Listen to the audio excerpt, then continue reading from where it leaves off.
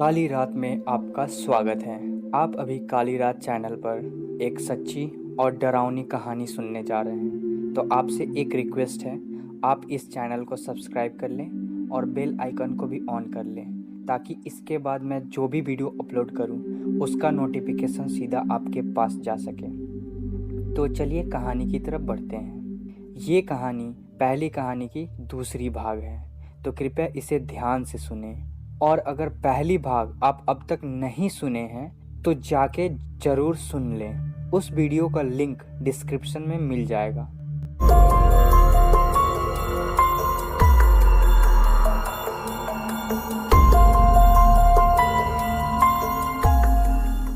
मेरा नाम राघव है। आपने जिस दीपक की कहानी सुनी थी वो मेरे दादाजी के दोस्त थे। उनके साथ जो अनहोनी उस जंगल में हुई थी उसे बीते कई अरसे गुजर गए हैं, और उस जंगल में जो उनके साथ अनहोनी हुई थी उस जंगल के राज को भी सब भूल चुके थे। मेरे बचपन में ही मेरे पापा ने उस गांव को छोड़ दिया था, क्योंकि मेरे पापा की शहर में नौकरी लग गई थी और हम लोग शहर में ही रहने लगे थे। मैं जब 10-12 साल का था तब मुझे हॉरर स्टोरी सुनना बहुत पसंद था, और उस वक्त मुझे हॉरर स्टोरी मेरे दादाजी श्यामलाल सुनाया करते थे। और उन्हीं के कहानियों में से एक कहानी दीपक दादा की कहानी थी। मैं भूत प्रेत डायन ये सब को नहीं मानता था। मुझे लगता था ये सब बस बच्चों को डराने की चीज़ होती है। समय बीतता गया, मैंने अपनी पढ़ाई ख़त्म की और आज मैं 36 साल का हूँ और एक बैंक में मैनेजर की पोस्ट पर हूँ। और मेरी एक हैप्पी फैमिली है जिसमें मेरी एक वाइफ और एक 10 साल की बेटी है, उसका नाम गीत है। इन सभी खुशियों के बीच मेरे दादाजी मेरे साथ नहीं रहे। वो आज से ठीक 2 साल पहले अपने गांव गए थे। उन्हें अपने गांव में जो घर है उसकी बहुत याद आ रही थी, पर उन्हें क्या पता था वो जिस घर के लिए जा रहे हैं वो घर हम सभी के लिए मौत का दरवाजा बन जाएगा।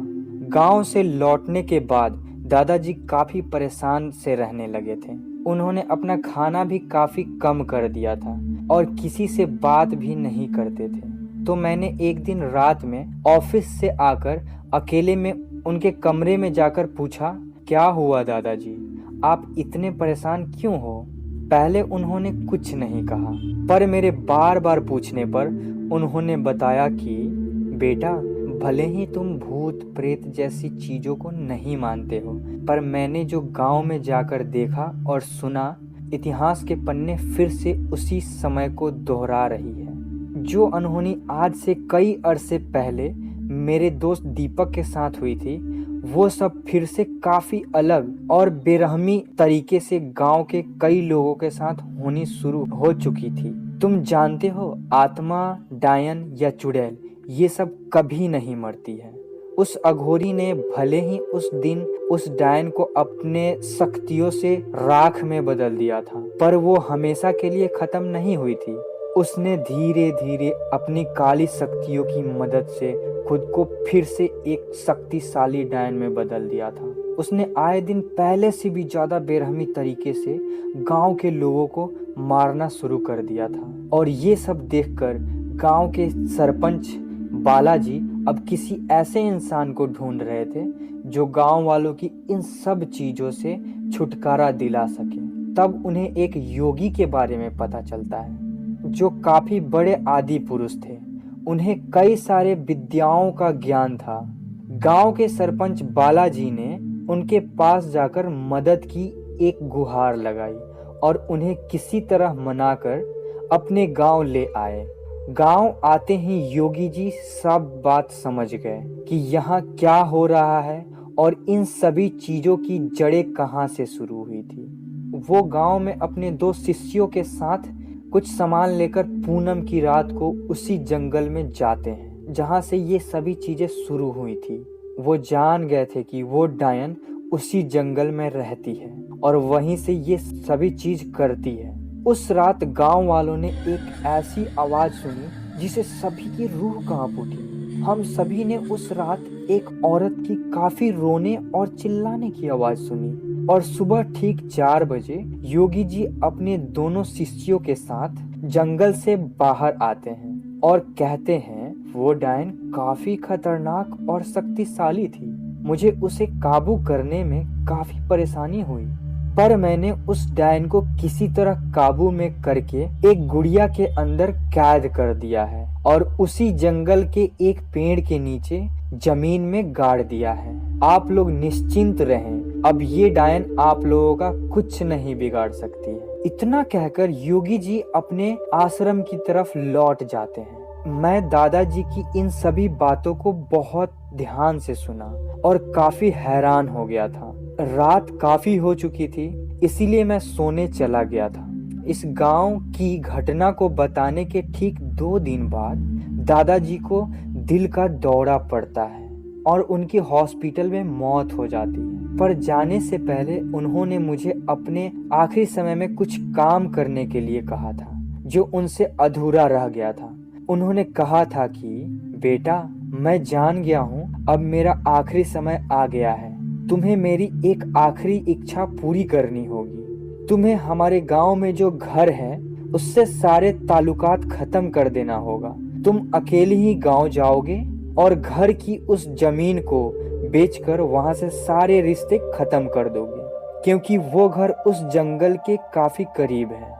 भले अब वहां की हालत काफी अच्छी हो चुकी है, पर कब कैसी अनहोनी किसके साथ घट जाए कोई नहीं जानता है। बेटा, तुम ये बात मत भूलना, आज भी वो साया उस जंगल में जिंदा है और कभी भी हमारे परिवार के लिए बर्बादी का कारण बन सकती है। फिर मैंने दादाजी से कहा कि दादाजी, आप जानते हैं कि मैं इन भूत प्रेत पर विश्वास नहीं करता हूँ, लेकिन आपकी इस आखिरी इच्छा को जरूर पूरा करूंगा। मुझे ऑफिस में बहुत काम करना रहता था और मुझे ऑफिस से छुट्टी भी नहीं मिल पाती थी, पर मैंने किसी तरह ऑफिस से 2 सप्ताह की छुट्टी लेकर गांव के लिए अकेले ही जाने वाला था। पर मेरी बेटी गीत साथ जाने के लिए बहुत जिद करने लगी थी। मुझे ना चाहते हुए भी अपनी वाइफ और अपनी बेटी को ले जाना पड़ा। मेरी माँ और पापा वो दोनों घर में रहने के लिए शहर में ही रुक गए थे। दादाजी ने मुझे अकेले ही जाने को कहा था, पर मैंने उनकी इस बात को ना मानकर अपने पूरे परिवार के लिए मौत का दरवाजा खोल दिया था। मुझे आज भी वो दिन याद है जब हम लोग दोपहर के 12 बजे घर से गांव के लिए बस से निकलते हैं और शाम के ठीक 5 बजे गांव पहुंच जाते हैं। गांव में माहौल काफी बदल गया था। मैं गांव बचपन के बाद अब गया था। गांव आते ही अपने घर गया था और अगली सुबह होते ही जमीन की बात करने के लिए ब्रोकर के पास चला गया था। मैं जानता था मुझे इन सब चीजों में काफी समय लगने वाला था। मैं गांव में घर पे कम, बाहर ज्यादा रहता था। मेरी बेटी का घर पे ज्यादा मन नहीं लगता था, इसलिए जंगल के पास ही कुछ लड़के क्रिकेट खेलते थे तो वो उनके साथ जाकर क्रिकेट खेलने लगती थी। लेकिन एक दिन क्रिकेट खेलते वक्त लड़के से बॉल सीधा जंगल में जा गिरता है। उस वक्त कोई भी लड़का जंगल में नहीं जा रहा था, पर मेरी बेटी जंगल में हिम्मत करके बॉल लेने जाती है। उसे थोड़ा अंदर जाते ही बॉल तो मिल जाती है, पर उसे बार बार किसी के रोने और कुछ कहने की आवाज सुनाई दे रही थी।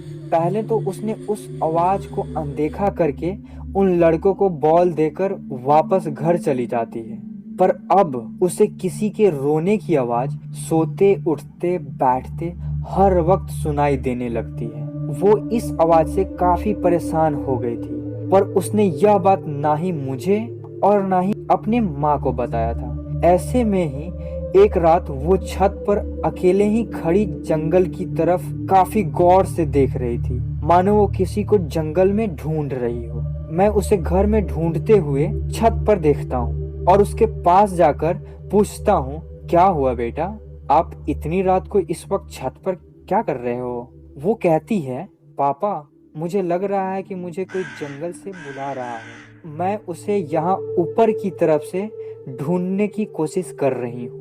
फिर मैं जंगल की तरफ देखता हूँ, मुझे वहाँ कोई नहीं दिखाई देता है। सिवाय कुछ कौवों की आवाज की। मैं अपनी बेटी को डांटता हूँ और कमरे में जाकर सोने के लिए कहता हूँ और मैं अगले सुबह फिर से जमीन के काम के लिए चला जाता हूँ। और कल मेरी बेटी फिर से उन लड़कों के साथ क्रिकेट खेलने के लिए चली जाती है और इस बार क्रिकेट खेलते वक्त उसी से बॉल जंगल में चली जाती है और इस बार भी कोई लड़का जंगल में बॉल ढूंढने के लिए नहीं जाता है। तो मेरी बेटी हिम्मत करके जंगल में जाती है और उसे इस बार बॉल नहीं मिलता है, लेकिन वो रोने और कुछ कहने की आवाज अब काफी जोर जोर से सुनाई देने लगती है। मुझे कोई बचाओ, मुझे कोई बचाओ। मेरी बेटी इस आवाज से काफी परेशान होकर उस आवाज के पीछे पीछे जंगल की तरफ अंदर चली जाती है। तब उसे एक बड़े से पेड़ के नीचे बॉल दिखाई देता है। वो पेड़ के पास जाकर जैसे ही बॉल को जिस जमीन पर से उठाती है, वहां से उसे एक अलग आवाज सुनाई देती है। मुझे बाहर निकालो, मैं इस जमीन के अंदर हूँ, मुझे बाहर निकालो। वो ये सब सुनकर काफी घबरा जाती है और उसे डर भी लगने लगता है, पर उसने अब वो किया जो उसे नहीं करना चाहिए था। उसने हिम्मत करके धीरे धीरे थोड़ा जमीन खोदना शुरू कर दिया और उसके थोड़ा और जमीन खोदने के बाद उसे वहां पे एक मिट्टी और धूल में लिपसी हुई एक पुरानी गुड़िया मिलती है जो उसे बार बार देखकर मुस्कुरा रही थी। उसने अपने हाथों से उस गुड़िया को साफ किया और तब तक उसे वो आवाज आनी बंद हो गई थी। और ना जाने उस गुड़िया को देखते ही मेरी बेटी को क्या हो गया था कि वो उस गुड़िया को सीधा घर लेकर आने लगती है। मानो उस गुड़िया ने मेरी बेटी की मन मोहकर उसे अपने काबू में कर लिया था। मैं लगभग शाम के 4 बजे तक अपना काम खत्म करके घर पहुंच गया था और तब तक मेरी बेटी घर पे नहीं आई थी। तो मैंने अपने वाइफ से पूछा, क्या तुमने गीत को देखा है? उसने कहा, नहीं मैंने तो नहीं देखा है, पर वो शायद जंगल के पास में जो लड़के क्रिकेट खेलते हैं उनके साथ अभी तक खेल रही होगी। फिर मैं तुरंत वहां पर जाता हूँ, पर उनमें से कोई भी उस वक्त वहां पे नहीं था और मैं उनमें से एक लड़का का घर जानता था। तो मैं उसके घर गया। वहां जाकर मुझे उस लड़के से पता चला कि वो जंगल में बॉल ढूंढने के लिए गई थी, पर वो काफी देर तक नहीं आई। तो ये सारे लड़के वापस अपने अपने घर चले गए। मैं तुरंत जंगल की तरफ बढ़ता हूँ, पर रास्ते में मुझे मेरी वाइफ मिलती है और कहती है, अरे सुनो, गीत घर आ गई है, तुम जल्दी से घर चलो। मैं घर पहुंचकर अपनी बेटी के पास जाकर पूछता हूँ, तुम इतनी देर से कहाँ थी? और मुझे पता चला कि तुम हमारी घर के पास में जो जंगल है वहाँ गई थी, उस जंगल के अंदर। गीत कहती है, हाँ हाँ पापा, मैं जंगल में गई थी क्योंकि वहाँ पे बॉल ढूंढ रही थी जो मेरी वजह से वहाँ पे चली गई थी। पर काश वो मुझे उस गुड़िया के बारे में भी बता देती जो उस वक्त उसे जंगल में मिली थी, तो शायद अब जो होने वाला था वो नहीं होता। इसके ठीक 1 से 2 दिन बाद मेरा गांव में काम खत्म हो जाता है और मैं जमीन को बेचकर हमेशा के लिए उस गांव की हर एक चीज को अलविदा कह देता हूँ। पर शायद नियति को तो कुछ और ही मंजूर था। मैं और मेरा परिवार सुबह की बस से शहर के लिए निकल जाता हूँ और दोपहर तक अपने घर पहुँच जाता हूँ। पर हमारे घर पहुँचते ही एक बहुत ही अजीब चीज होती है। मैं और मेरी वाइफ के घर के अंदर जाने के बाद जब मेरी बेटी घर के अंदर आती है, तब अचानक से हमारे घर के अंदर मंडप में भगवान की एक फोटो ग्लास फ्रेम में रखी होती है, वो अचानक से नीचे गिरकर टूट जाती है और उसके शीशे सभी तरफ बिखर जाते हैं। तब मेरी माँ यह सब देखकर काफी घबरा जाती है और कहती है, बेटा यह जो अभी हुआ है बहुत गलत हुआ है, इसे अब शगुन कहते हैं। इस घटना के बाद हम सब रात को जब खाना खाकर सोने के लिए जाते हैं, तब मैं एक बार अपनी बेटी के कमरे में जाता हूँ ये देखने के लिए कि वो सोई कि नहीं। पर जैसे ही मैं उसके दरवाजे के पास पहुँचता हूँ, तब मुझे मेरी बेटी के अलावा किसी और की भी आवाज सुनाई देती है। ऐसा लग रहा था वो किसी से बात कर रही हो। मैं तुरंत कमरा खोलकर अंदर जाता हूँ तो वो किसी से आईने में देखकर बात कर रही थी। मैं उससे पूछता हूँ, तुम किससे बात कर रही हो? वो मुझे देखकर कहती है, पापा, मैं अपने दोस्त से बात कर रही हूँ, वो इसी आईने के अंदर है। फिर मैं आईने में देखता हूँ तो मुझे मेरे अलावा और किसी का चेहरा नहीं दिखाई देता है। मुझे समझ नहीं आ रहा था कि ये क्यों कह रही है ऐसा। मैं उसे बेड पे सुला के खुद भी सोने के लिए चला जाता हूँ। पर लगभग रात के 1 बजे मुझे हल्की तेज आवाज में पायलों की खनखनाहट मेरे हॉल से सुनाई देती है। दरअसल मेरी वाइफ भी पायल पहनती है, पर वो उस वक्त मेरे बगल में सो रही थी। मैं तुरंत रूम से बाहर निकल के हॉल में जाता हूँ। तब मुझे महसूस होता है कि कोई मेरे पीछे खड़ा है। मैं तुरंत पीछे मुड़कर देखता हूँ, पर वहाँ कोई भी नहीं था। तब मुझे ऐसा प्रतीत होता है कि कोई हॉल में गोल गोल उसी पायलों के खनखनाहट के साथ दौड़ रहा है कि तभी अचानक से मुझे काफी डरा देने वाली एक आवाज सुनाई देती है। शायद कोई अपने पैरों को काफी जोर जोर से पटकते हुए सीढ़ियों पे दौड़कर जा रहा हो। मैं चिल्लाकर पूछता हूँ, कौन है जो ऐसे छत पे जा रहा है? मैं उस आवाज के पीछे पीछे छत पे जाता हूँ, पर मुझे वहाँ कोई नहीं दिखाई देता है, सिवाय कुछ कौवों की उसी तरह की आवाज सुनाई दे रही थी जैसे कि मैंने गांव में सुनी थी। मैं परेशान होकर सोने के लिए चला जाता हूँ। पर सुबह ऑफिस जाने से पहले मेरे मम्मी पापा ने मुझे वो कहा जिसे मैं सुनकर काफी हैरान हो गया। उन्होंने कहा कि तुम जानते हो बेटा, कल रात के लगभग 2 से 2:30 बजे हम दोनों ने किसी के जोर जोर से अपने पैरों को पटकने और काफी तेज से दौड़ने की आवाज छत पर सुनी। मैं कहता हूँ, हाँ, मैंने भी कुछ इसी तरह की आवाज कल रात में सुनी थी। तब मेरी माँ कहती है, बेटा मुझे लगता है इस घर पे किसी बुरी साया की नजर लग गई है। तुम आज ऑफिस मत जाओ, तुम यहीं रुक जाओ। मैं आज शाम में पंडित जी को बोलकर एक हवन करवाती हूँ, क्योंकि जब से तुम लोग गांव से यहाँ आए हो तब से कुछ न कुछ अनहोनी हो ही रही है। मैं थोड़ा गुस्से में कहता हूँ, माँ तुम जानती हो ना, मैं इन सब चीजों पर विश्वास नहीं करता हूँ। तुम्हें जो करना है करो, मुझे ऑफिस के लिए देर हो रही है। इतना कहकर मैं ऑफिस चला जाता हूँ। मुझे ऑफिस में पूरा दिन बुरा लगता है। माँ के लिए मैं सोचता हूँ मुझे माँ से इस तरह से बात नहीं करनी चाहिए थी, पर अब जो होने वाला था उसे मैं अपनी पूरी जिंदगी पछताने वाला हूँ। मैं आज भी सोचता हूँ काश मैंने अपनी माँ की बात उस दिन मान ली होती।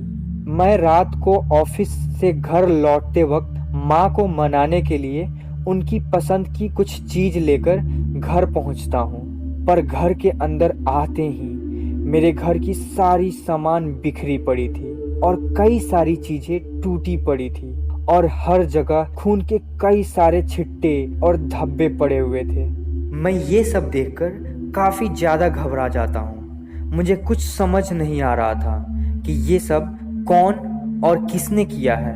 मैं पागलों की तरह अपने परिवार वालों को ढूंढने के लिए उनका नाम पुकारते हुए सबसे पहले अपने मम्मी पापा के कमरे में जाता हूँ, और वहाँ जो मैं देखता हूँ उसे देखकर मेरी आंखें फटी की फटी रह जाती है।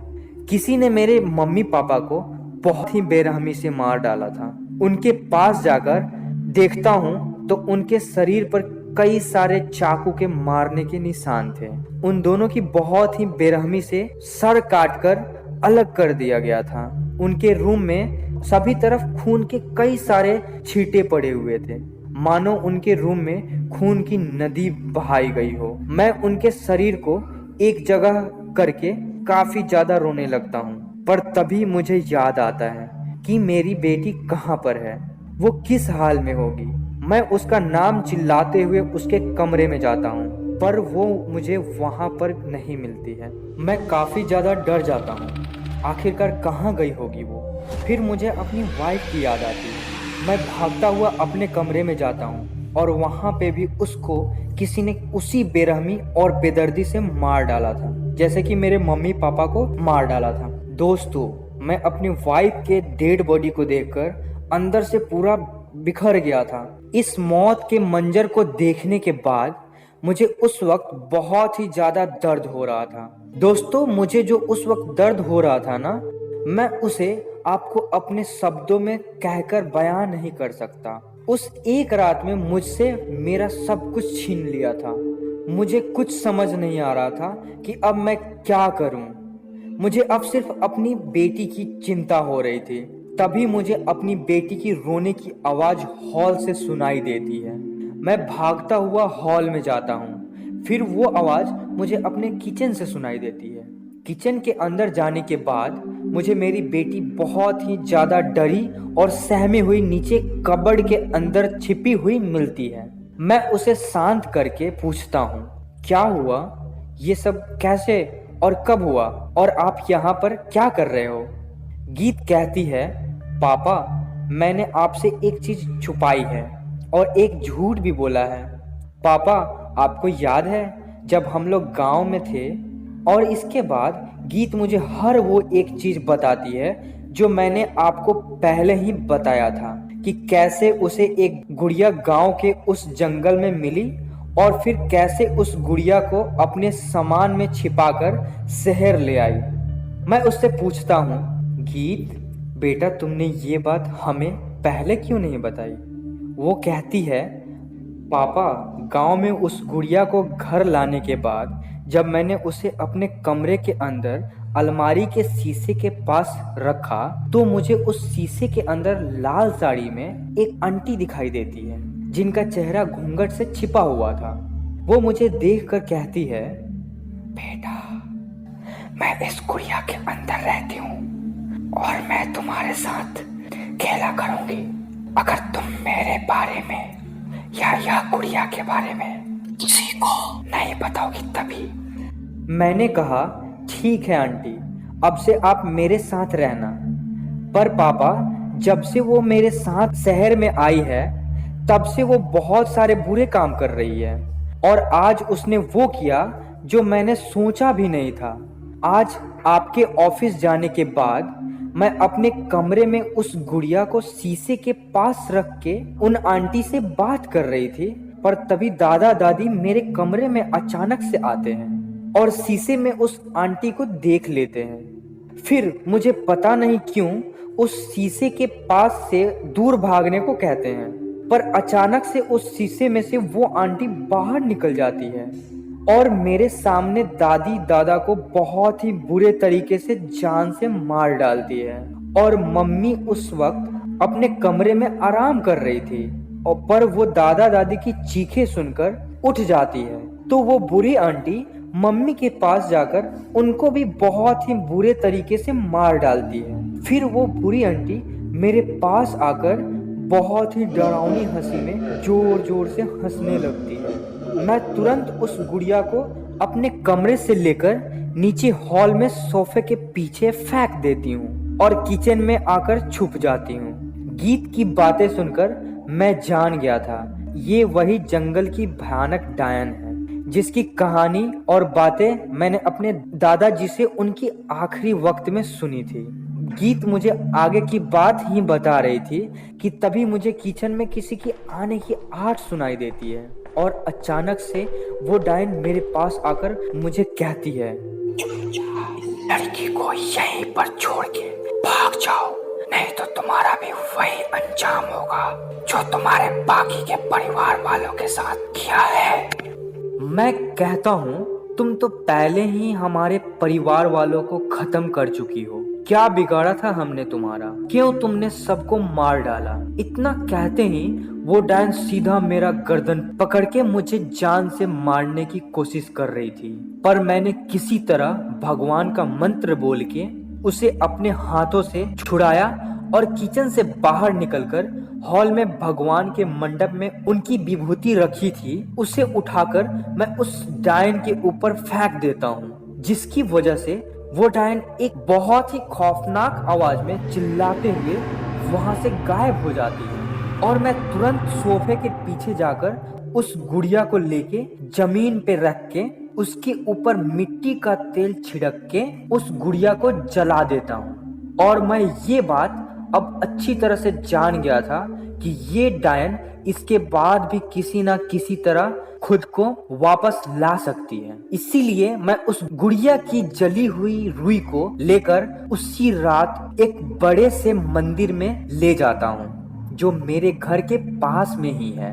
मंदिर के अंदर जाने के बाद मैं उस जली हुई रुई को उसी मंदिर के मिट्टी के अंदर गाड़ देता हूँ, जिसकी वजह से आज के बाद वो डायन कभी भी वापस न आ सके। दोस्तों, कहानी के पहले भाग में दीपक की जान तो बच जाती है, पर राजीव के साथ जो हुआ, मैं दुआ करता हूँ कि वो अनहोनी आप लोग के साथ कभी ना हो। दोस्तों, और अब इस कहानी की तीसरी और आखिरी भाग जल्द ही आने वाली है, जिसे आपको सुनना बहुत ही जरूरी है, क्योंकि एक औरत ने जो किया वो शायद ही कोई कर सकता है। तो बने रहिएगा हमारे साथ काली रात की ऐसी ही अनकही कहानियों में। अगर यह कहानी आपको पसंद आई हो तो इस वीडियो को लाइक और चैनल को सब्सक्राइब जरूर कर ले और बेल आइकन को भी ऑन कर ले, ताकि इसके बाद मैं कोई भी वीडियो अपलोड करूं तो उसका नोटिफिकेशन सबसे पहले आपके पास जा सके। अरे रुकिए रुकिए,